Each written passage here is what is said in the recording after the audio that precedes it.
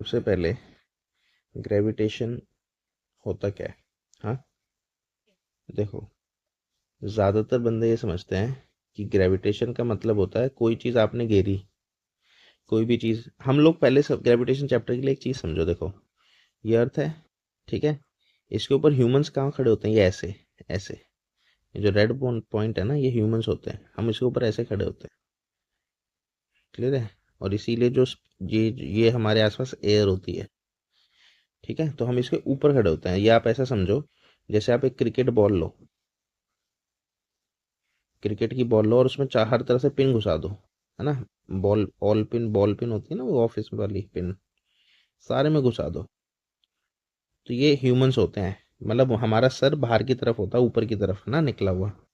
तो ये, अब हम कोई भी चीज़ गिरते हैं नॉर्मल लाइफ में, हम होता क्या है, हम कोई भी चीज़ जब गिराते हैं तो वो क्या होता है, नीचे चली जाती है ना, नीचे गिरती है ज़मीन के ऊपर। तो सब लोग बोलते हैं इसे ग्रेविटेशन बोलते हैं। ग्रेविटेशन का हिंदी में मतलब है गुरुत्वाकर्षण। लेकिन वो तो सिर्फ एक उसका एग्जाम्पल होता है। कोई भी चीज़ आपने गिरी, वो बॉल है, जैसे बॉल छोड़ो वो नीचे अर्थ पे आ जाएगी, है ना। तो ये तो सिर्फ एक एग्जाम्पल है ग्रेविटेशन का, ग्रेविटेशन ये नहीं होता। ठीक है, ग्रेविटेशन का मतलब क्या होता है, ध्यान से समझेंगे। ठीक है, ग्रेविटेशन का मतलब क्या होता है, everybody which has mass, हर चीज जिसके पास मास हो, हाँ, मास मतलब वजन है उसका, attracts other body which has mass. Her body दूसरी बॉडी को अट्रैक्ट करती है जिसके पास मास हो। ठीक है, this is called gravitation, this is called gravitation.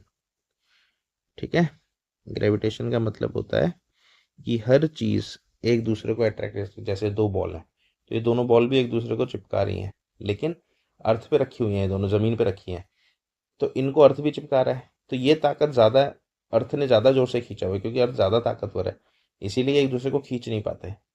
अगर अर्थ यहाँ से हट जाए ना, तो ये दोनों आपस में आके चिपक जाएंगी बॉल। ठीक है, क्लियर है?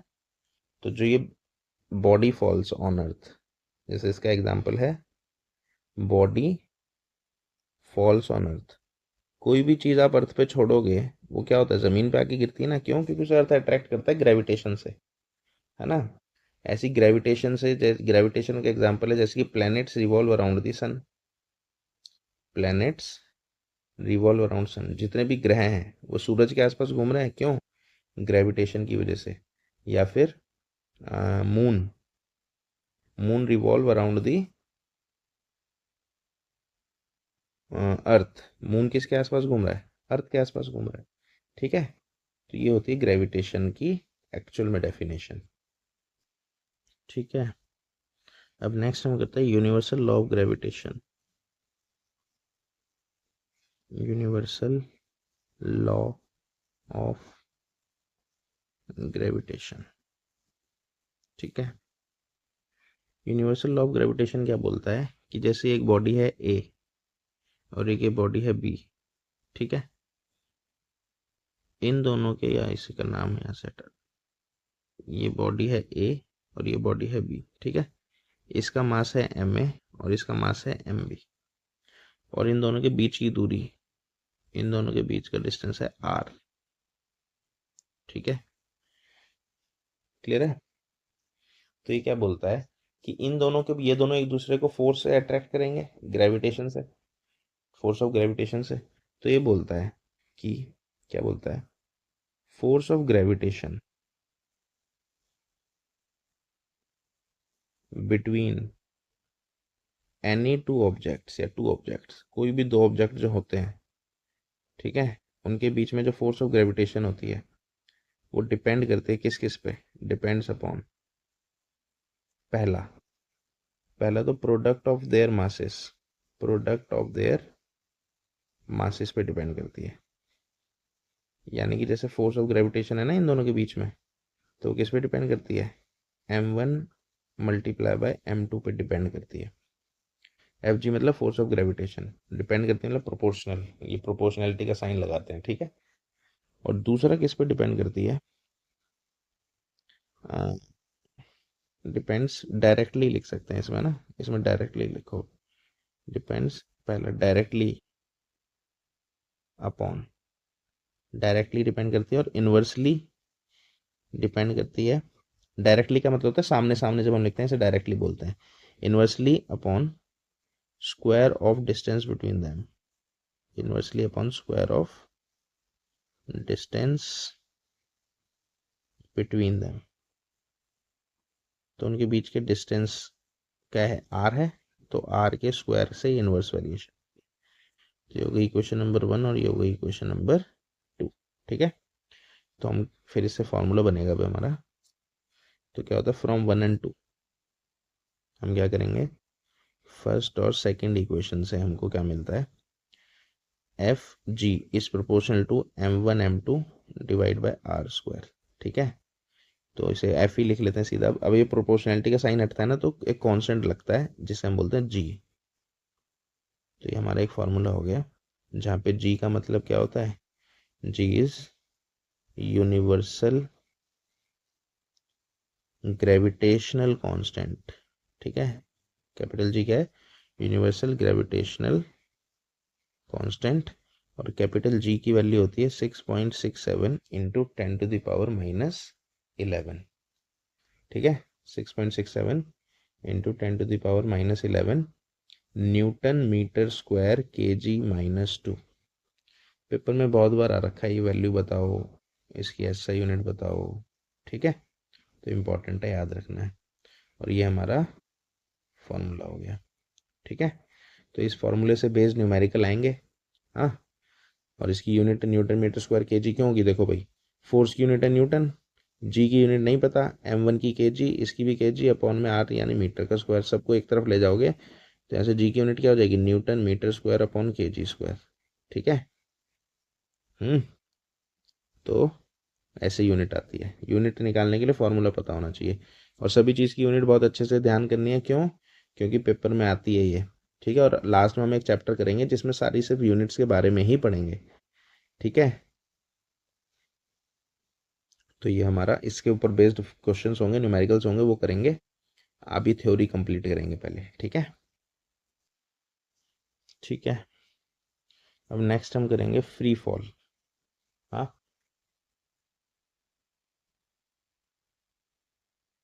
फ्री फॉल, फ्री फॉल का मतलब होता है when body false only under gravitational force, यानी कि कोई बॉडी ऊपर से गिरी और उसके ऊपर कोई भी ताकत नहीं लग रही, लेकिन सिर्फ एक ग्रेविटेशनल फोर्स लग रही है, और किसकी, वो अर्थ की वजह से। ठीक है, तो जब कोई चीज़ ऊपर से नीचे आएगी तो इसके ऊपर एक फोर्स लगेगी। तो फोर्स का फॉर्मूला हमने पढ़ा m×a होता है ना, फोर्स का फॉर्मूला m×a, पिछले चैप्टर में पढ़ा था। तो यहाँ पे जो a है, इसे a ना लिख के क्या लिखते हैं, g लिखते हैं, है ना, जहाँ पे g का मतलब होता है एक्सेलरेशन ड्यू टू ग्रेविटी। क्योंकि जब कोई बॉडी अर्थ की तरफ गिर रही है ना, तो उसकी एक्सेलरेशन अर्थ की वजह से ही हो रही है। अब ये ऊपर से नीचे आएगी तो इसके अंदर जो एक्सेलरेशन है वो अपने आप थोड़ी स्पीड बनाती है, तो अर्थ खींच रहा है इसलिए स्पीड बन रही है, इसीलिए इस एक्सेलरेशन को जी लिख देते हैं। ठीक है, अच्छा यही बॉडी मानो इसका मास हो एम, है ना, और अर्थ इसे खींच रहा है अपनी तरफ, जैसे ये बॉडी है, ये अर्थ है, ये मास ऑफ अर्थ है, और ये बॉडी का मास है स्मॉल एम। तो और इन दोनों के बीच की दूरी कितनी है, आर। देखो है तो यहाँ गैप, लेकिन रेडियस ऑफ अर्थ इतना बड़ा होता है कि जो रेडियस ऑफ अर्थ होता है ना, हम उसको ही मान लेते हैं कि इनके बीच की दूरी बस रेडियस ऑफ अर्थ जितनी है। क्योंकि ये जो अर्थ से ऊपर हम अगर कितना भी ऊपर चले जाएं, 10 फुट 20 फुट कोई फर्क नहीं पड़ता, क्योंकि अर्थ का जो रेडियस है वो कई हजार किलोमीटर है, इसके आगे ये नेग्लिजिबल होता है, इसीलिए इसको छोड़ देते हैं। तो रेडियस ऑफ अर्थ हम समझते हैं कि हम जो है कहीं से भी बॉडी गिरोगे वो अर्थ के ऊपर ही जस्ट खड़े हो आप। ठीक है, तो अगर इस सब चीज़ों को यूज़ करें तो हमारा जो फोर्स ऑफ ग्रेविटेशन है वो क्या हो जाएगी, जी ग्रेविटेशनल फोर्स है multiply by mass of body यानी स्मॉल एम, और अर्थ का मास यानी मास of earth divide by radius of earth का स्क्वायर, यानी इनके बीच का जो डिस्टेंस है। ये कहाँ से है, ये अभी फॉर्मूला क्या था ना, दोनों का मास और रेडियस। तो मास ऑफ बॉडी हो गया, ये अर्थ का मास हो गया, और ये इनके बीच का रेडियस हो गया। अब देखो मैंने फॉर्मूला दो तरह से निकाल दिया, ये भी फोर्स है ये भी फोर्स है, तो दोनों इक्वल होनी चाहिए, है ना। तो क्या होगा, स्मॉल एम इंटू जी किसके इक्वल होना चाहिए, capital G M mass of earth divide by radius of earth का स्क्वायर। ठीक है, अब इसमें एम से एम कट जाएगा क्योंकि दोनों सेम है। तो यहाँ से जो हमारा स्मॉल जी है उसकी वैल्यू हम निकालेंगे। कैपिटल जी हमें पता है कितना होता है, 6.7 इंटू 10⁻⁻11। ठीक है। मास ऑफ अर्थ फिक्स होता है 6 इंटू 10⁻24 kg। ठीक है। और रेडियस ऑफ अर्थ फिक्स है 6.4 इंटू 10⁻6 मीटर, इसका स्क्वायर होगा। ठीक है। मीटर हटा देते हैं, यूनिट कोई भी नहीं डाली क्योंकि। ठीक है। तो अब इसको सॉल्व करने से आंसर आता है 9.8 मीटर पर सेकंड स्क्वायर। ये आप लोग सॉल्व कर लेना इसको। ठीक है। अच्छा, सॉल्व कैसे करोगे, लोग कर ही देते हैं। देखो 6.7 इंटू 6, नंबर से नंबर एक साथ, और नीचे स्क्वायर है मतलब 6.4 इंटू 6.4 को अलग कर दो। ऊपर क्या हो जाएगा, 10⁻11 प्लस 24 हो गया, ऊपर 2 बार है। यहाँ पे 10⁻6 प्लस 6 हो गया क्योंकि 6 की पावर भी 2 बार है। तो अब इसे सॉल्व करोगे ना फर्दर तो ये आंसर आ जाएगा। तो अगर पेपर में आ जाए कि कैलकुलेट, या कर ही देते हैं लोग पूरा यार, है ना। तो इसको सॉल्व करेंगे जैसे स्मॉल जी को, तो हमारा 6.7 इंटू 6। ठीक है। 6.7 इंटू 6 क्या हो गया, 40.2 हो गया। हाँ। और नीचे आप जैसे 6.4 इंटू 6.4 करोगे, 6.4 इंटू 6.4 जाएगा अपना 40.96, है ना। मल्टीप्लाई 10⁻14 प्लस -11 प्लस 14 हो जाएगी 10⁻13/10⁻12। ठीक है। तो अब ये 40.2 डिवाइड बाय 40.96, ये हो गया हमारा 0.981 इंटू 10⁻1, है ना। तो जाएगा 9.81/10 इंटू 10 से 10 कैंसिल। तो यहाँ से जी की वैल्यू होगी 9.8 मीटर पर सेकेंड स्क्वायर, क्योंकि एक्सेलरेशन ड्यू टू ग्रेविटी होती है। तो पेपर में अगर आया कि क्या स्मॉल जी की वैल्यू निकाल के दिखाओ, एक्सेलरेशन ड्यू टू ग्रेविटी बोलते हैं स्मॉल जी को। ठीक है। तो हमारा जो एक्सेलरेशन ड्यू टू ग्रेविटी है स्मॉल जी, यानी कि एक्सेलरेशन ड्यू टू ग्रेविटी, इसकी वैल्यू फिक्स होती है और कितनी होती है, 9.8 मीटर पर सेकेंड स्क्वायर। तो अगर पेपर में आए कि कैलकुलेट करके दिखाओ, तो आपको ऐसे 9.8 जी की वैल्यू कैलकुलेट करके दिखा देनी है। ठीक है। अब जो स्मॉल जी है ना,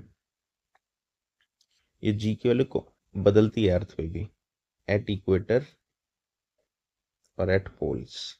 इक्वेटर और पोल समझते हो, जैसे अर्थ है, अर्थ गोल नहीं है ना, ऐसे है। तो अर्थ के सेंटर से जो लाइन जाती है ये तो इक्वेटर होती है।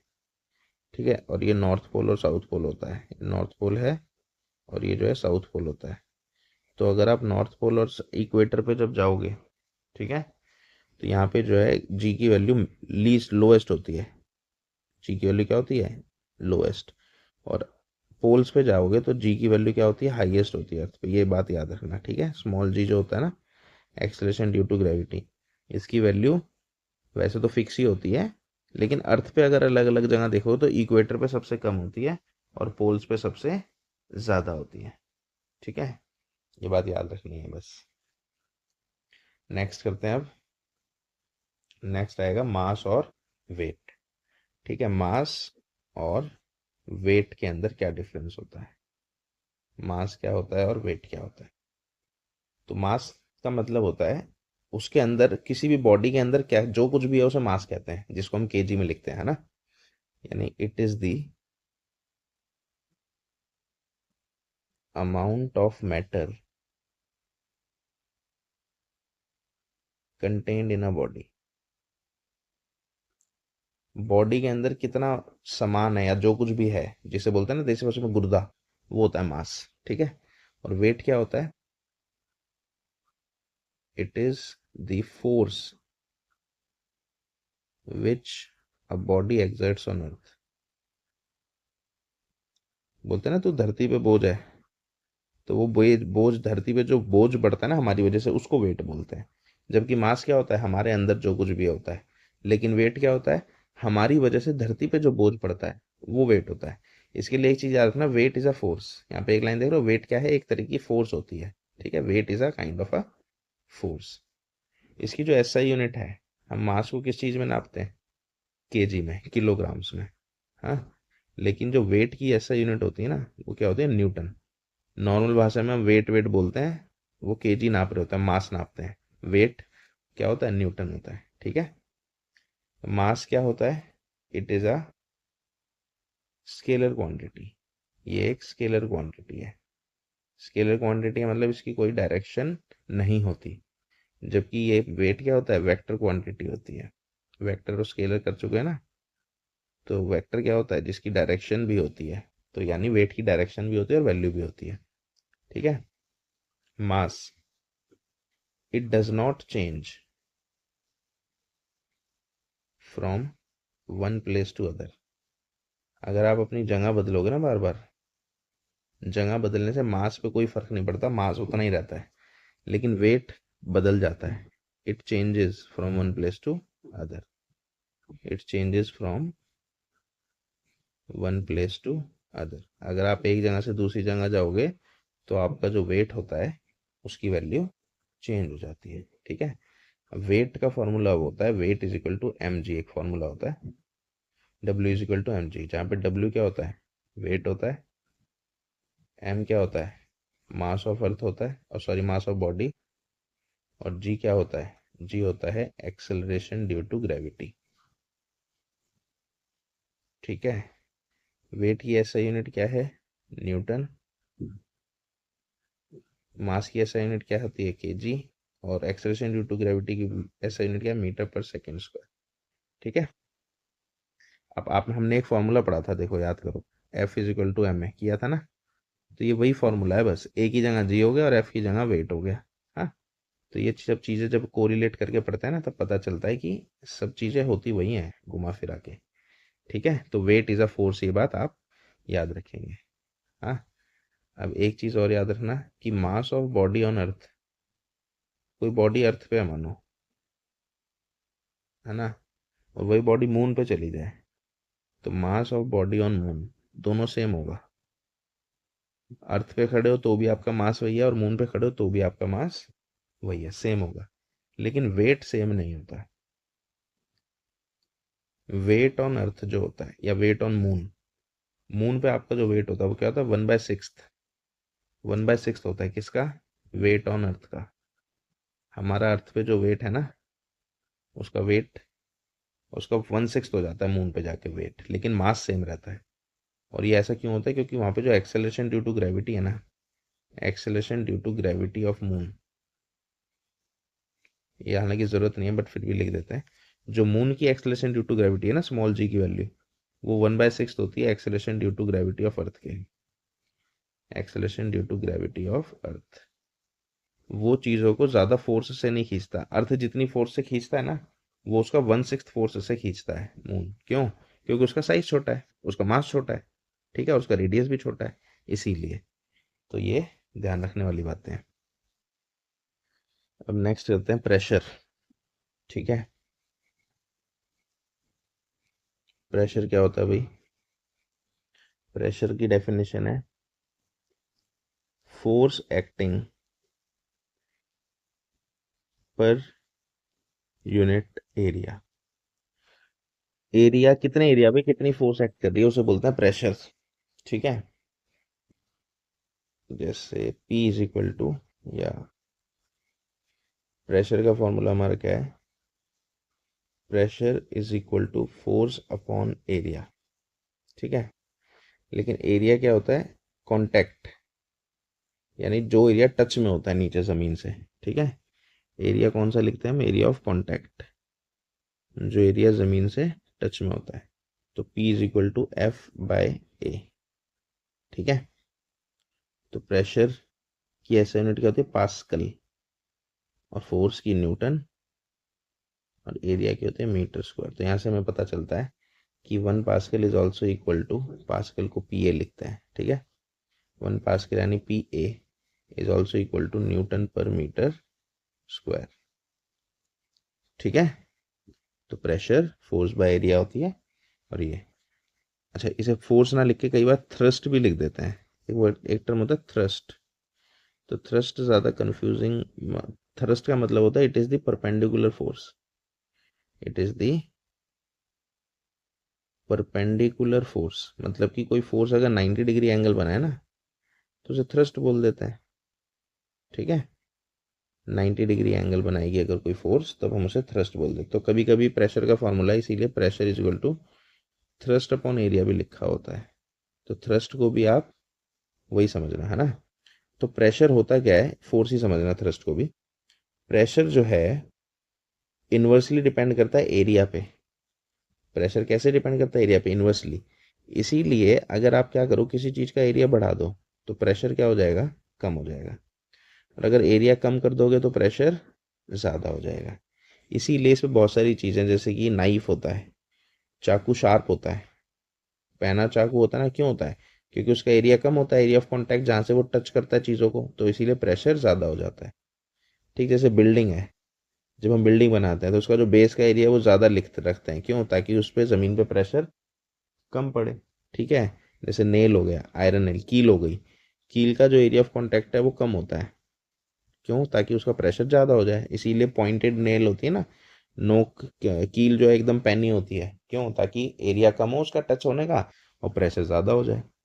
ठीक है, तो इस तरह के बहुत सारी चीज़ें, इनका रीजंस, अगर रीजन में वैसे आते नहीं है सब, लेकिन अगर आ जाए तो क्या लिखना है कि भाई एरिया कम होगा तो प्रेशर ज़्यादा हो जाता है, क्योंकि एरिया और प्रेशर एक दूसरे के लिए इन्वर्स वेरिएशन होता है। इसको हम बोलते हैं इन्वर्स वेरिएशन। जब कोई चीज़ें आमने सामने ना लिख के ऐसे लिखी होती है ना ऊपर नीचे, तो ऐसे में हमेशा क्या होता है, अगर एक चीज़ बढ़ेगी तो दूसरी चीज़ कम हो जाती है। ठीक है, तो इसको हम क्या बोलते हैं, प्रेशर। इसके न्यूमेरिकल्स करेंगे अभी जब हम न्यूमेरिकल पोर्शन में जाएंगे। इसके बाद नेक्स्ट चीज़ है बोयंसी।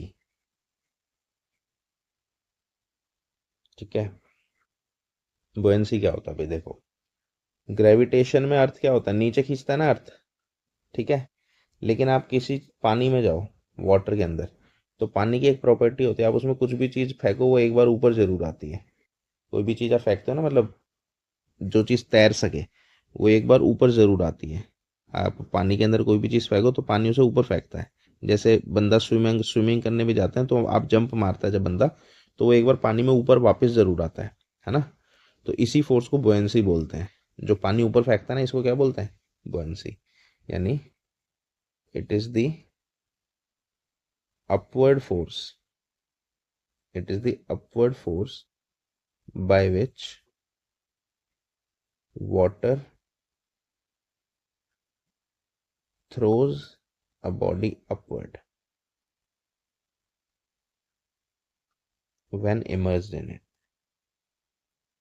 यानी कि जब आप पानी के अंदर किसी चीज को डालोगे तो वो क्या होगा, पानी उसको ऊपर फेंकेगा एक फोर्स से, जिस फोर्स को हम क्या बोलते हैं, बुयंसी। ठीक है,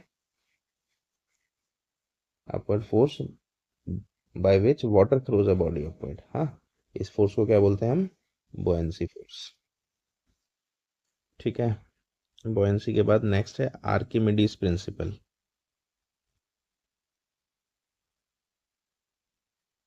आर्किमिडीज प्रिंसिपल क्या बोलता है, ये बोलता है कि भाई बुयंसी की फोर्स है, अब बुयंसी एक फोर्स है ना।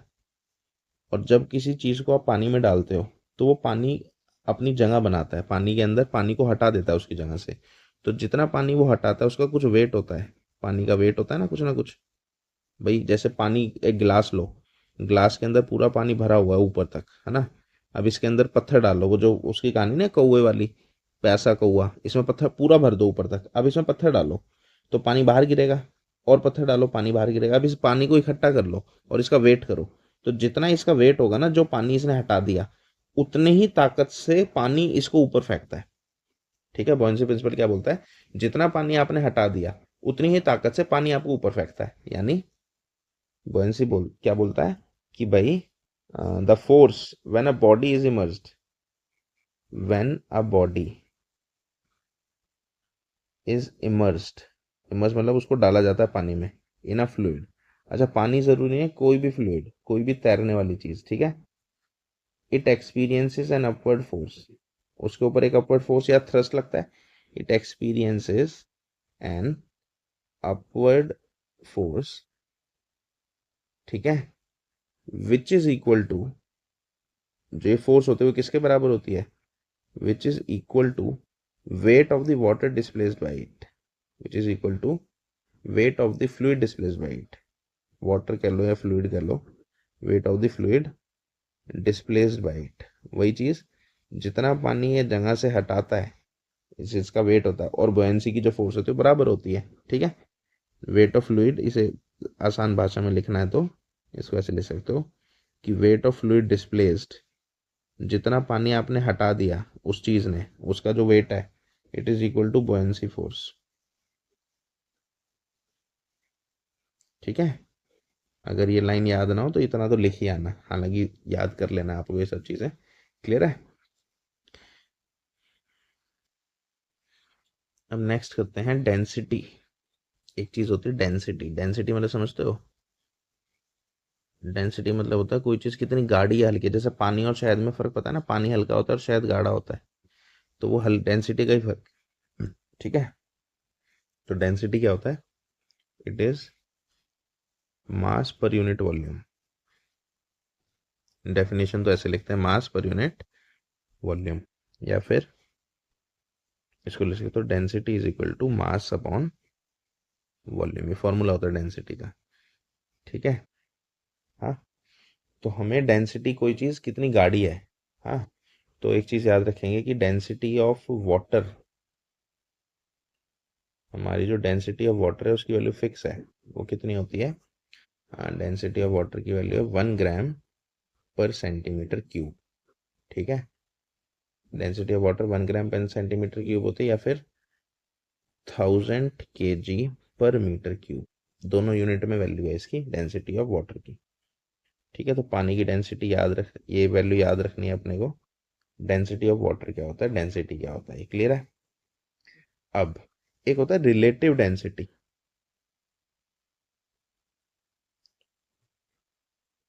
देखो, रिलेटिव का मतलब ये मैंने पहले भी बताया, हमने उसमें भी पढ़ा है केमिस्ट्री में भी।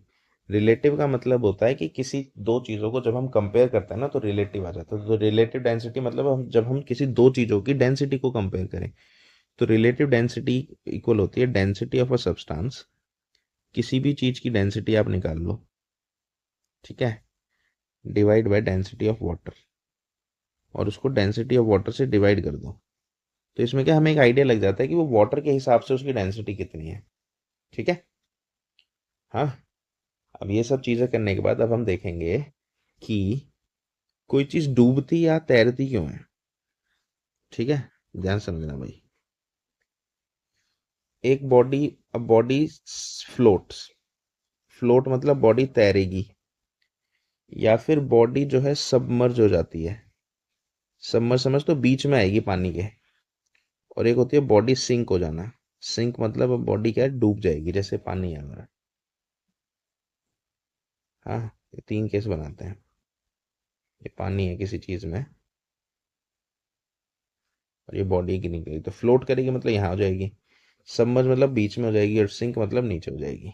ठीक है, तो बॉडी फ्लोट कब करती है, तो इसके अलग अलग तरह से पढ़ते हैं इन चीजों को। ठीक है, तो बॉडी फ्लोट करने का पहला, या तो आप कह सकते हो कि ऊपर है ना ये, यानी कि जो अपथ्रस्ट है इसका, अपथ्रस्ट कह लो या बुयंसी कह लो, लिख ऑब्लिक डाल देता है, तो इसको आप लिख सकते हो कि ये तब फ्लोट करती है जब इसका अपथ्रस्ट या फिर बुयंसी, एक ही बात हुई, कि पावर जो है ज्यादा है, किससे, ग्रेविटेशन की पावर से, या ग्रेविटेशन की फोर्स से, क्योंकि ग्रेविटी से नीचे खींच रही है, बुयंसी से ऊपर फेंक रही है, तो ऊपर फ्लोट हो रही है, मतलब बुयंसी की पावर ज्यादा है। अब जब ये सबमर्ज कब होती है, जब ये दोनों बराबर होती हैं, अपथ्रस्ट या फिर जो बुयंसी की फोर्स है ना, वो क्या होगी, बराबर हो जाएगी किसके, ग्रेविटेशन की फोर्स के। क्लियर है? और ये बॉडी सिंक कब करती है, जब जो अपथ्रस्ट है वो कम हो जाए, किससे, ग्रेविटेशन की फोर्स से, अपथ्रस्ट या फिर बुयंसी। क्लियर है? इसको एक तरीका ये कहने का है। दूसरा तरीका कहने का होता है जब किसी भी चीज की जो डेंसिटी होती है ना वो पानी से कम होगी तो वो तैरती है ना। तो दूसरा तरीका क्या है कि डेंसिटी ऑफ सब्सटेंस, जो भी चीज हम जिस चीज की बात कर रहे हैं, अगर वो कम है, लेस देन है, किससे, डेंसिटी ऑफ वाटर से, अगर कोई चीज पानी से कम गाढ़ी है तो वो तैरती है। ठीक है, सबमर्ज कब होती है? जब इनकी डेंसिटी बराबर हो, डेंसिटी ऑफ सब्सटेंस, किसी भी चीज़ की डेंसिटी बराबर हो किसके? डेंसिटी ऑफ वाटर के। अगर ये दोनों बराबर है तो भी ये क्या होगा? ये सबमर्ज हो जाएगी। और ये डूबती कब है? जब डेंसिटी ऑफ सब्सटेंस, किसी चीज़ की जो डेंसिटी है वो ज़्यादा हो जाती है किससे? डेंसिटी ऑफ वाटर से। अगर डेंसिटी ज़्यादा हो जाएगी तो वो क्या हो जाएगी? डूब जाएगी। एक तरीका ये है इसको कहने का। अच्छा, एक तरीका और है। एक तरीका क्या? Relative density. अगर रिलेटिव डेंसिटी ऑफ सब्सटेंस क्या है?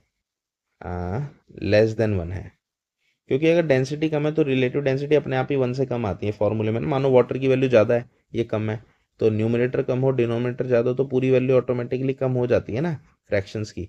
तो ये एक ही बात है इसको कहने की। तो रिलेटिव डेंसिटी अगर इसकी 1 से कम है तो ये फ्लोट करेगी। अगर इसकी रिलेटिव डेंसिटी इक्वल टू 1 है तो ये सबमर्ज हो जाएगी। और अगर इसकी रिलेटिव डेंसिटी ग्रेटर देन 1 है तो ये डूब जाएगी। ठीक है। तो ये कोई चीज़ कब फ्लोट करती है, कब सबमर्ज करती है और कब सिंक करती है, तीनों चीज़ें बता दी हमने। ठीक है।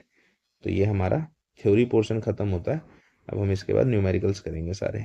ठीक है, नेक्स्ट वीडियो में।